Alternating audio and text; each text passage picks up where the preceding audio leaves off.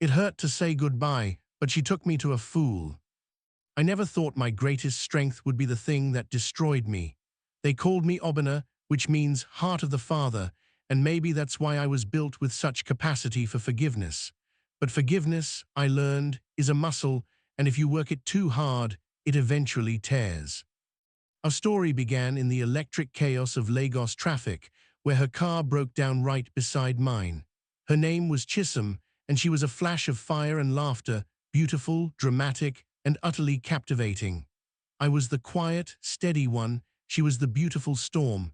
I loved her volatility because I mistook it for passion. The first time it happened, I found a string of suspicious texts. They weren't explicit, but they were intimate. Inside jokes, shared plans, a familiarity that sent a cold spike of certainty through my chest. When I confronted her, she didn't deny it. She collapsed into tears, clinging to me, pleading with an intensity that felt genuine. It meant nothing, Obi. It was a stupid, drunken mistake. I was stressed. I was lonely. I am nothing without you, she sobbed. I believed her. The thought of losing the vibrant light she brought to my life was unbearable. I was afraid of the silence, the void she would leave. So I took the pain, folded it neatly, and buried it, telling myself that true love was measured by the depth of your sacrifice. I set a single, fragile condition: never again. The next 2 years became a relentless cycle of betrayal and reconciliation. Chisholm's apologies were performances, magnificent, Oscar-worthy displays of remorse that momentarily convinced me she was a victim of her own impulsive nature, not a perpetrator. I started finding evidence everywhere: a stray earring that wasn't mine, receipts from hotels she never checked into with me, late-night calls that went unanswered. Each time the evidence was undeniable, and each time her defense was the same: stress, loneliness, self-loathing. My friends warned me. My sister, Amaka, begged me to leave, her voice raw with frustration. Obi, she's not a storm, she's a drain. She is counting on your goodness to excuse her weakness. But I was trapped in the sunken cost fallacy of love. I had invested so much of my self-worth into saving her that walking away felt like admitting I had wasted years of my life. I endured the cheating not because I was weak, but because I believed my endurance was proof of my unconditional love. I became a connoisseur of her lies, able to spot the faint tremor in her voice or the subtle shift in her eyes. It was exhausting.